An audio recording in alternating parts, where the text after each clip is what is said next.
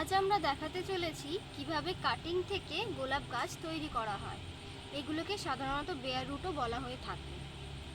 এটা করার জন্য আমাদের যে যে উপকরণগুলো লাগছে সেটা আমি আপনাদের আগেই দেখিয়েছি।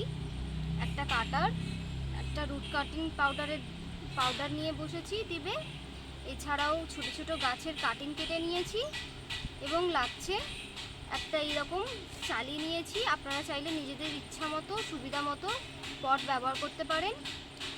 আর প্রথমেই বলে রাখি, এই বিশেষ ধরনের কাটিং থেকে বেয়ার রুট করার জন্য আমি একটা মিডিয়া ইউজ করেছি, যার মধ্যে 60% কোকোপিট আছে, 30% ভার্মিকম্পোস্ট এবং 30% বালি আছে।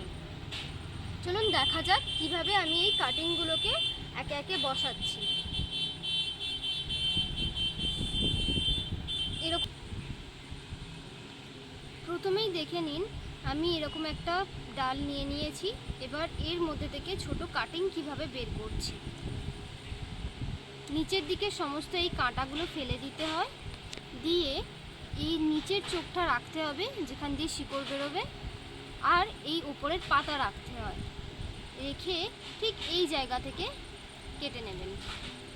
দেখে নিন, এটা আর এটা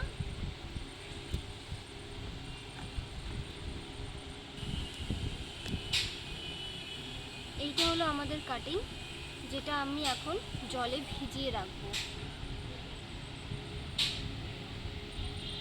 আর আগের ভেজানো কিছু কাটিং আমি আপনাদের দেখিয়ে দিচ্ছি। এবার দেখুন এটাকে আমি কিভাবে বসাচ্ছি।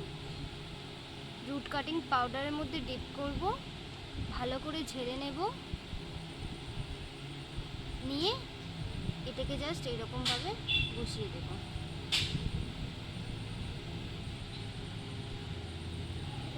দেখুন আরও একটা দেখাচ্ছি।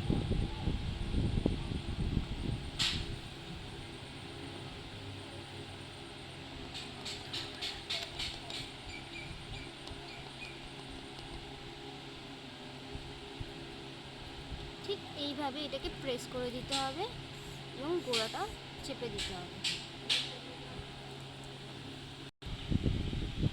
চলুন দেখে নিন আরও একটা কিভাবে আমি বসাচ্ছি। আপনাদের যদি এইটা বসানো দেখতে অসুবিধা হয় বা কোনো রকম প্রবলেম হয়ে থাকে বুঝতে, তো নিশ্চয়ই কমেন্টে জানাবেন। দেখুন এইভাবে ডিপ করে নিতে হয়, আর এটাকে ঠিক ঝেড়ে নিয়ে আর এরকম প্রেস করে বসিয়ে দিতে হয়।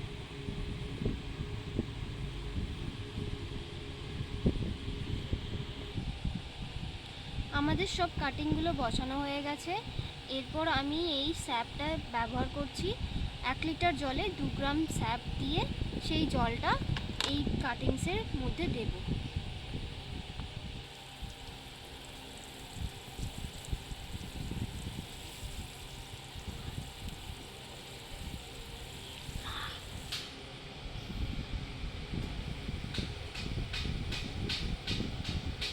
জলটা দিতে গিয়ে এই গাছগুলো একটু নড়ে গিয়েছে, তাই আমি একটু আবার চেপে বসিয়ে দিচ্ছি। এরপর এগুলোকে আমরা এরকম একটা প্লাস্টিক বটল কেটে নিয়েছি, যেটা দিয়ে ঢাকা দেব। আপনারা চাইলে আপনাদের বাড়িতে যা আছে, কোনো বোতল হোক বা পুরনো জিনিস প্লাস্টিকের, যেটা দিয়ে আপনাদের এইগুলো কভার করতে সুবিধা হবে, এরকম জিনিস ব্যবহার করতে পারেন। আমরা এটা নিয়েছি আরও একটা কারণে, এটা ট্রান্সপারেন্ট, মানে এটার ভেতরে কি হচ্ছে সেটা আমরা বাইরে থেকে দেখতে পাবো, সেই হিসেবে আরও এটা নেওয়া। ঠিক এইভাবে নিয়ে এটাকে সব কটা পাতা শুদ্ধ সব কিছু নিয়ে এইভাবে চেপে বসিয়ে দিতে হবে। দেখুন আরও একটি আছে, এই যে এয়ার টাইট কন্টেনারটা দিয়ে, মানে এই বোতলটা দিয়ে যে আমি ঢেকে দিয়েছি, এর ফলে ভেতরকার যে পাতার ময়েশ্চারটা আছে সেটা ভেতরেই রয়ে যাবে এবং পাতা আর এই ডালটা খুব তাড়াতাড়ি শুকিয়ে যাবে না। এটা যাতে সতেজ থাকে সেই দিকটা আমাদের লক্ষ্য রাখতে হবে, তবেই নতুন পাতা আবার হবে এবং সাথে শিকড় হতেও সুবিধা হবে।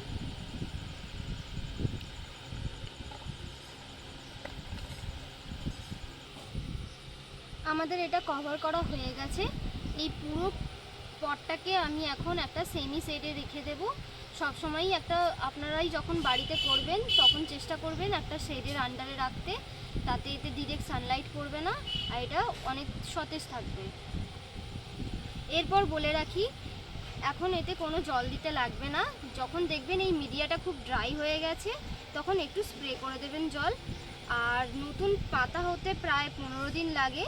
আর এই গাছের শিকড় হয়ে গেলেও আমরা এখন তুলব না, এটাকে তুলব আমরা 25 থেকে 30 দিন বাদে। সেই ভিডিওও আমি আপনাদের সাথে শেয়ার করব। আর ভিডিওটা যদি ভালো লেগে থাকে অবশ্যই একটু লাইক করবেন আর আমাদের চ্যানেলটাকে সাবস্ক্রাইব করবেন। Thank you.